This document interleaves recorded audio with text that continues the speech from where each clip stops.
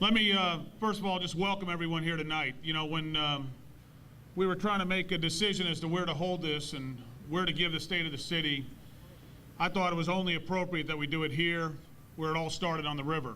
And when you come down here, you realize what a treasure we have down here in downtown Fort Lauderdale. And to get more people down here along the river, to spend a little time in our museum and the other buildings down here, and to realize that this is just a great historical village that has been created. So I want to thank you all for coming out tonight. I want to welcome you to the Fort Lauderdale Historical Center. And at this point in time, I'd ask that you please stand for the presentation of colors. And that will be done by the Fort Lauderdale Police Department Honor Guard.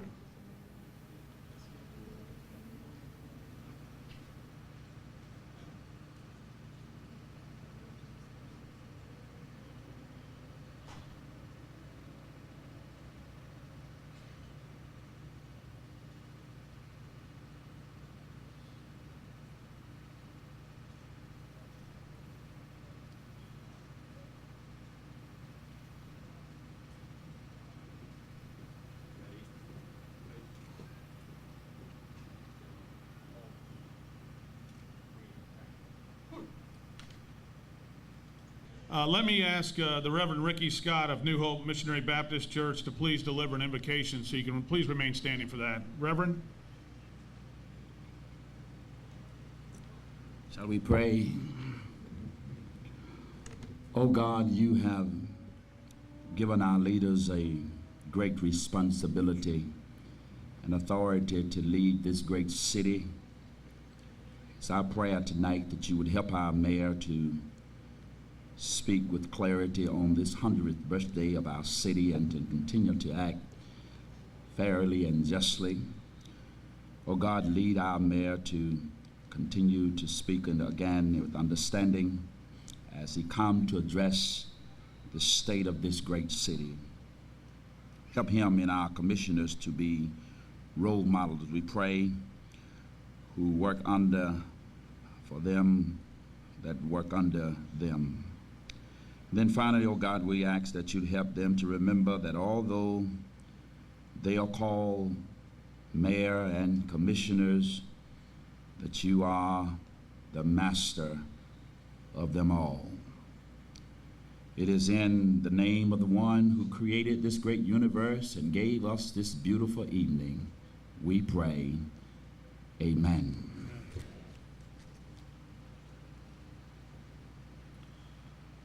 Thank you, Reverend. You may all be seated. At this point in time, I would just like to recognize some of the individuals who have joined us. First, obviously, we would like to welcome all the citizens of Fort Lauderdale. We appreciate you coming out. This is your city. This is your state of the city. And we are honored and privileged to serve you. So we are delighted that you are present tonight. I want to recognize a couple of the former mayors that are here tonight. Starting on the far left, former Mayor Rob Dressler.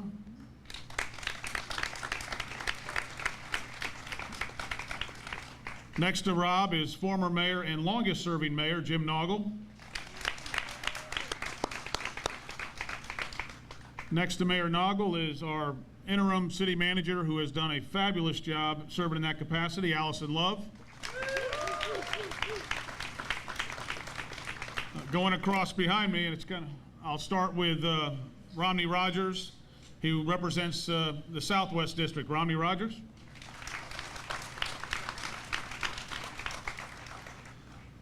And then the man who needs no introduction, who just wants to be out of here in time for the Heat game, Bobby DeBose.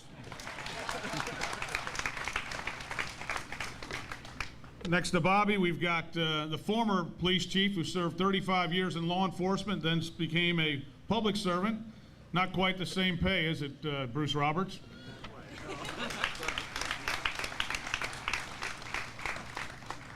And then our longest serving commissioner of this bunch, Commissioner Charlotte Rodstrom.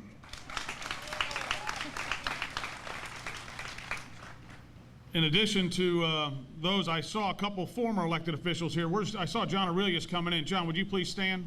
See you back there now. And I saw County Commissioner Chip Lamarca. Where's Chip? Chip, great to have you out here. Thank you. And I also saw former Senator Jim Scott with us tonight. Where's Jim? I know I was talking to him earlier. We appreciate Jim coming out. And then I also saw former Judge Leroy Moe. Judge Moe, would you please rise? Thank you. And then really the main reason we're out here tonight, and it's not for the state of the city, but it's to thank and to recognize our advisory board members, the people that volunteer their time and do so week in and week out, give hundreds of hours to the city. They're not paid for it. They're don't receive any financial reward, but what they do get is they get a chance to make the city better. And through their efforts, the city has become a better place. And I would ask that all of our advisory board and committee members please rise so we can thank you.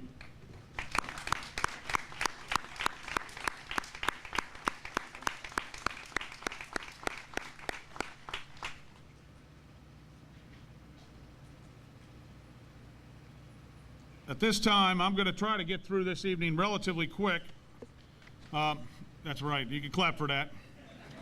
So I will proceed with the state of the city. And as I said earlier, as the birthplace of our city, it is appropriate that we meet here on the river for this, our Centennial State of the City address. Last week, our Centennial celebration was timely punctuated with the amazing archaeological discovery of Native American and Civil War artifacts at the construction project underway on Fort Lauderdale Beach. Experts believe that we located one of the original Fort Lauderdales. And here tonight, history is certainly all around us again as we continue this celebration.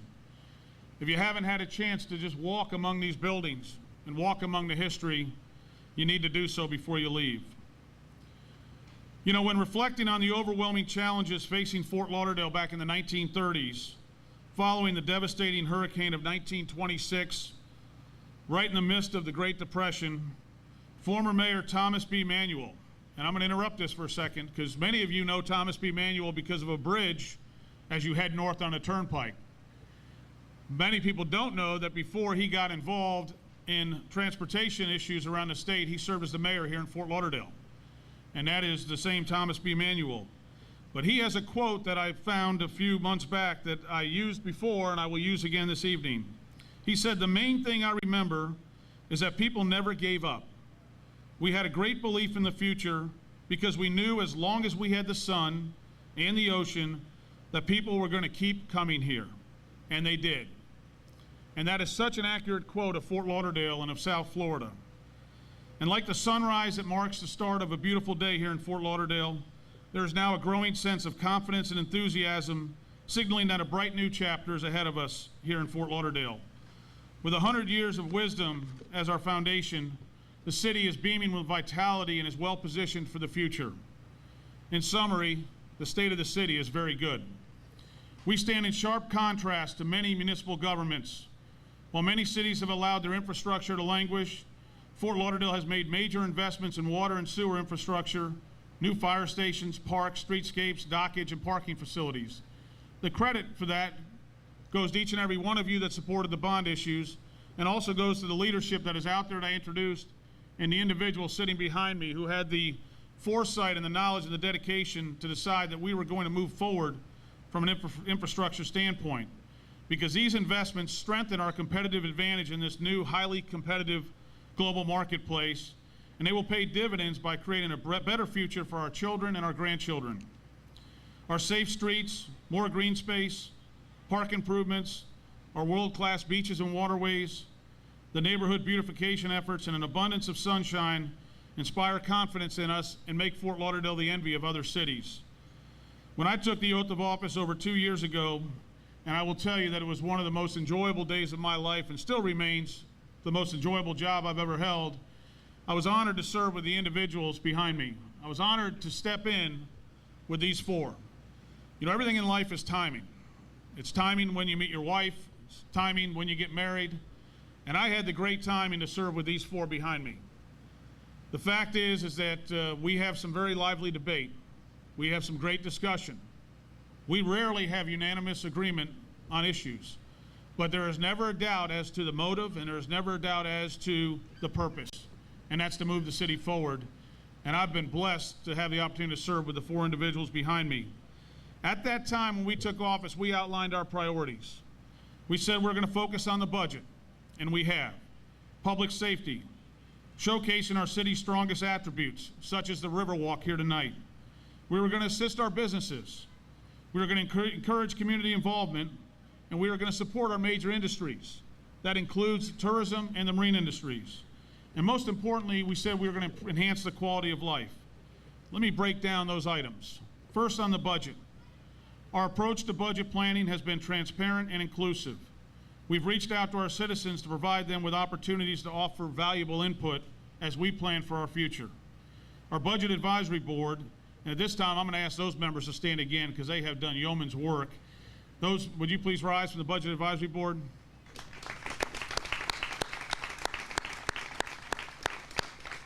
They have held 18 open meetings since they were created for helping us and assisting us with the budget.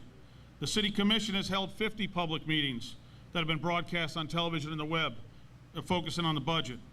And with this strong community input and support, the City Commission approved a balanced budget for fiscal year 2011.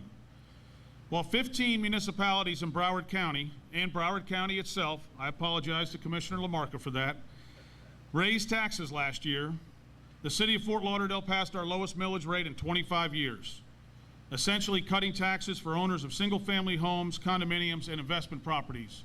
Our millage rate at 4.112 is now the second lowest of the 20 largest cities in the state of Florida.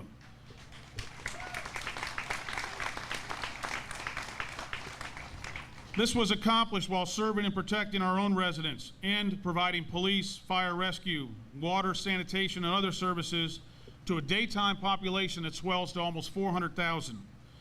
This population swell is made up of commuting workers, tourists, business travelers, individuals coming downtown for the courthouse, coming downtown for the hospital.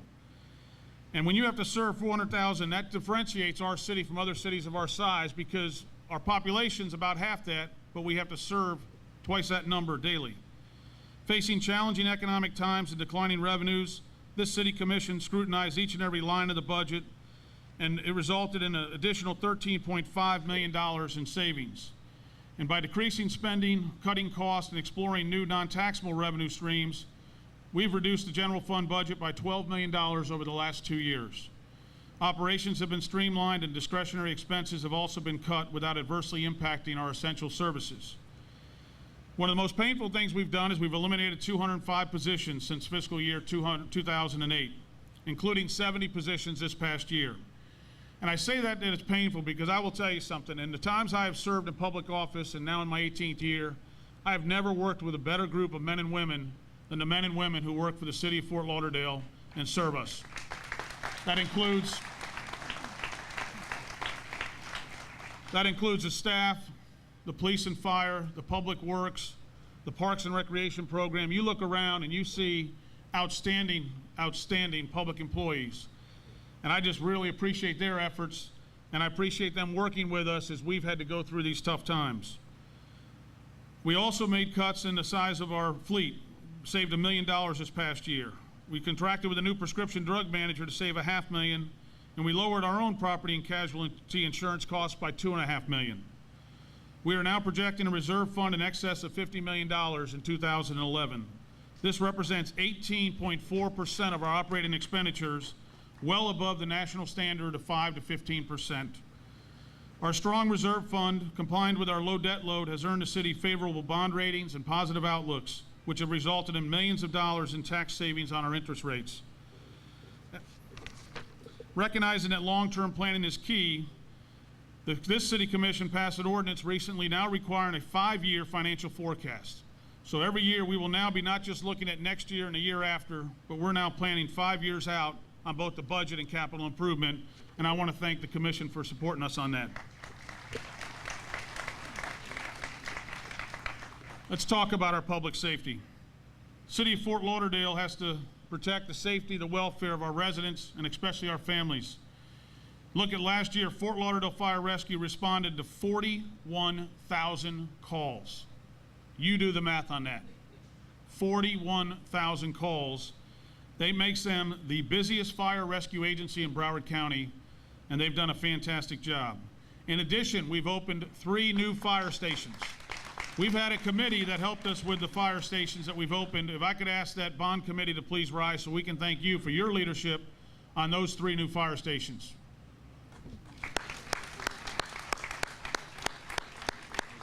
And the nicest thing about these new fire stations, they're not only getting opened on time, but they're getting opened under budget. And that's the most important thing for us. In addition, our fire prevention initiatives have included 8,000 inspections and over 2,500 plan reviews. And our Ocean Rescue Division performed 208 water rescues this past year. They often go unnoticed because they're sitting down there in a pair of shorts, sitting up in a lifeguard stand. But when you start thinking about 208 rescues and what any one of those rescues could do to our tourism industry if they weren't successful, we very much appreciate their efforts. To enhance domestic preparedness, the Community Emergency Response Team recruited and trained 32 new members, bringing the CERT team total to now 645 trained to help us in the event of hurricanes, emergencies, and catastrophes. Thank you for that. In addition, let's talk about the crime rate briefly. Homicides decreased 27% last year in the city of Fort Lauderdale. Violent crime decreased 8.44%. We tackle quality of life issues not only because we want to keep our city beautiful, but because of the reason I just said. It helps keep crime down. In addition to what our law enforcement has done, we had 191 illegal dumping cases, resulting in 13 arrests. I'm pleased to tell you that we confiscated two vehicles, 1 refuse truck, 1 airplane, which I still can't figure out how we got that, and 8 dumpsters, which I think we were intended to get. We also had to clean up close to 1,000 graffiti locations, and the issue that troubles us the most and continues to trouble us, we're making progress on. We had over 13,000 homeless contacts. We're trying to make a difference dealing with the homeless. It is a crisis here in our community, and we thank all of you that have stepped up to try to assist us with this. Of the 13,000 homeless contacts, we've had 9,800 placements, which means we're making progress, but we're not doing enough. In addition, 95% of all code violations cited during the past fiscal year were brought into compliance, and the time period for compliance was reduced by 44% over the last year. The number of days to comply was reduced from 36 down to 20. And following receipt of our citizen complaints, code inspections are now being conducted within 1 business day, 97% of the time. Great things are also happening to build economic momentum in Fort Lauderdale. We are now home to the world's 2 largest cruise ships. We're home to the W Hotel, which was just ranked as the #1 trendiest hotel in America.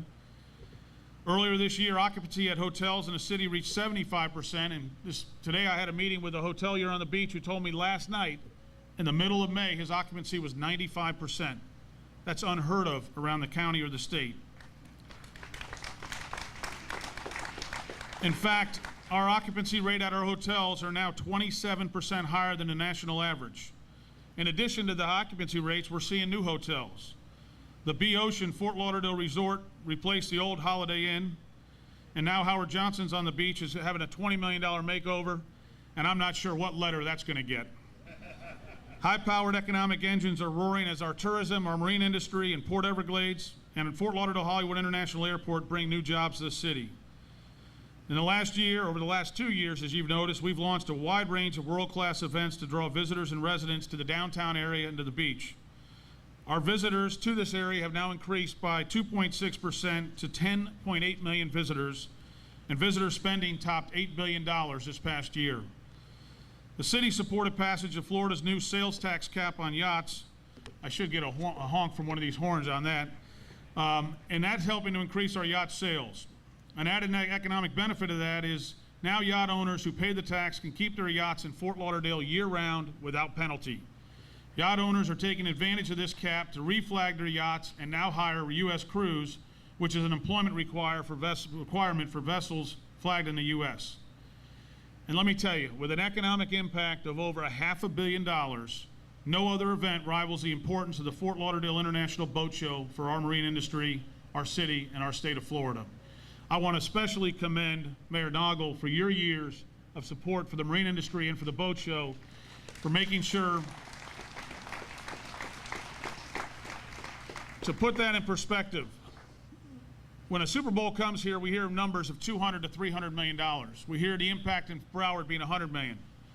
The boat show in its week hits $500 million. It is something we cannot lose, and why it is so critical to the redevelopment of the beach.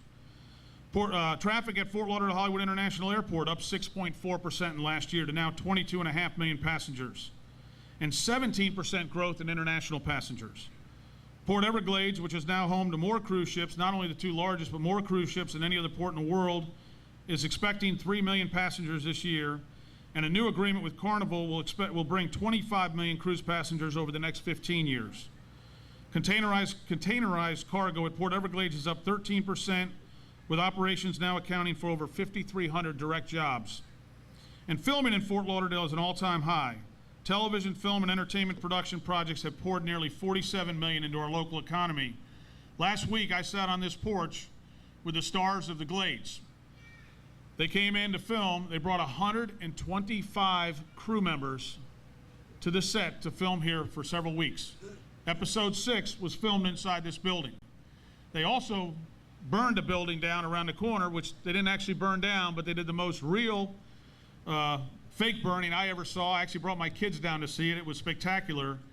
But to have them come and film here in this historic district and talk about Fort Lauderdale as being the best area where they have filmed their show because of the cooperation from the city and the county, that's nice to hear. And when you can bring 125 jobs in, that's even better.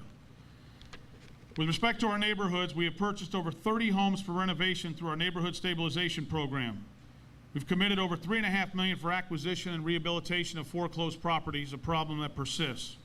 We've had over 40 workshops to educate over 600 residents, and we've awarded 13 neighborhood capital improvement grants, totaling over $400,000, and 2 business capital improvement grants.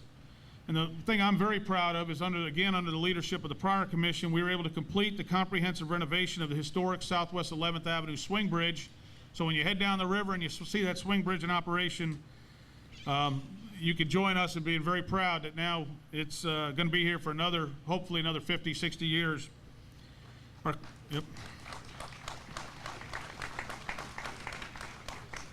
Now this next project goes back to the days of John Aurelius.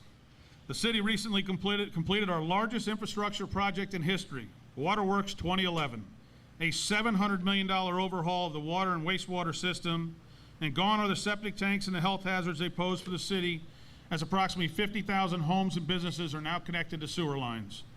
To collect high volumes of rainwater, we've also installed 9,000 linear feet of swale under our Save Our Swales program. We've also installed 508 storm drain markers to carry harmful pollutants and debris to our waterways, away from our waterways, protecting our fish and wildlife.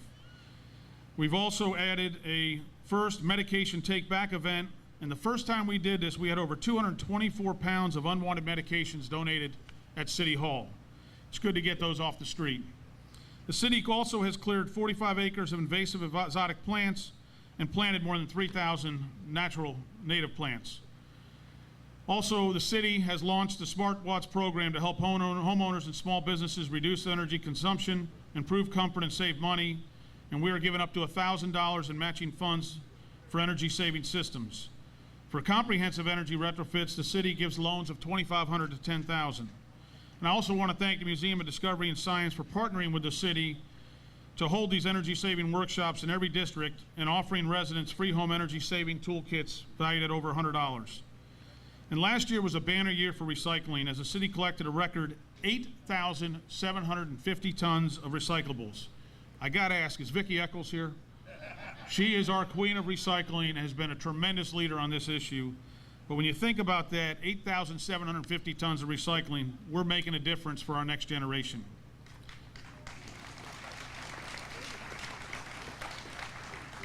And to reduce paper consumption and mailing costs, we've now launched a web-based utility payment system, e-billing for water service. We did that because of my wife's complaints. It is now, you can access it from the new city website. We also allow you online to pay parking tickets, register for Parks and Rec programs, and apply for permits and employment. Also, with respect to our parks and recreational facilities, in the past year, we opened up 3 new parks: Ann Herman Park, Coontehatchee Park, and Dolphin Isles Park. More than 1,000 children participated in our summer camp programs.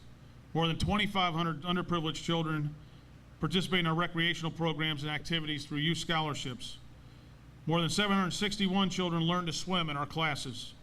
Jimmy Everett and the George English Tennis Center served 95,000 visitors. And the thing that we've done now for baseball and softball in the parks, we've installed 13 lightning prediction systems in 13 different parks and community centers, which was long overdue. And I want to especially just focus on our Centennial Committee for a second. They have done an extraordinary job of providing us with the exhibits and the events that celebrate our heritage and remind us of all the reasons we love living in Fort Lauderdale. In March, the city celebrated its 100th anniversary with a weekend of exciting citywide activities that drew thousands of residents and visitors to the beach and downtown. The festivities kicked off with Centennial Beach Fest. That started out as supposed to be something we would hold on the beach. About 2 hours into it, we had to close A1A. I felt like we were back in our spring break days in the 80s. I was expecting a phone call from Bob Cox. But the event went off without a hitch, and we had a beautiful, beautiful fireworks show at midnight and great music. Then the next day, we had Centennial River Fest right down here on the river. We celebrated yesterday, today, and tomorrow. And we had a tremendous show to end it with the Dancing Through the Decades. We also had one dancer out there. We also had a City Centennial initiative that this commission took the leadership on. We challenged our citizens to complete 100,000 hours of volunteer community service.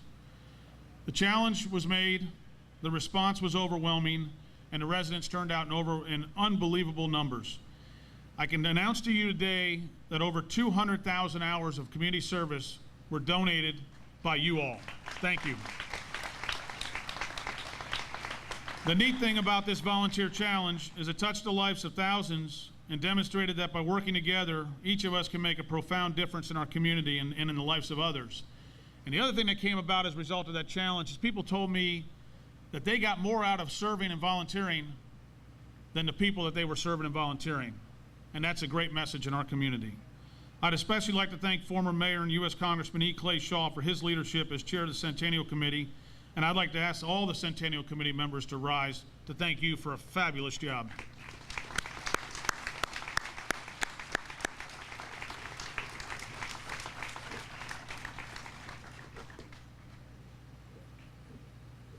Very briefly, looking at the future. As the urban anchor for the region, strategic planning decisions made here in Fort Lauderdale impact our economic health, as well as that of the surrounding cities and communities. The city launched the $15 million Sistrunk Boulevard Enhancement Project in Commissioner DeBose's district, and that will include a total revision of Sistrunk, and we hope will bring a revitalization and a rebirth to that area. The city has also hosted a number of workshops to review the Central Beach Master Plan and move that along.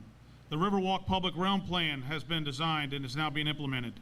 We're going to be redoing the International Swimming Hall of Fame to make that a world-class facility that these events can keep coming back here.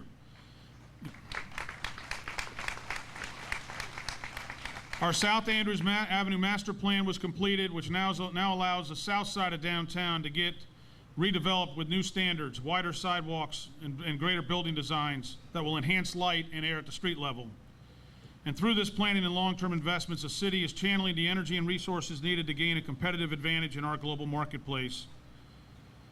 And now last, I want to just thank the Visioning Committee, because in 2010, we undertook to commence a visioning plan, and through their leadership and hard work, we have now retained a company that will assist us with the visioning process, and I expect each and every one of you to be involved in that process as we move forward. And if any member of the Visioning Committee is here, I'd like them to rise, and we can thank them for their leadership.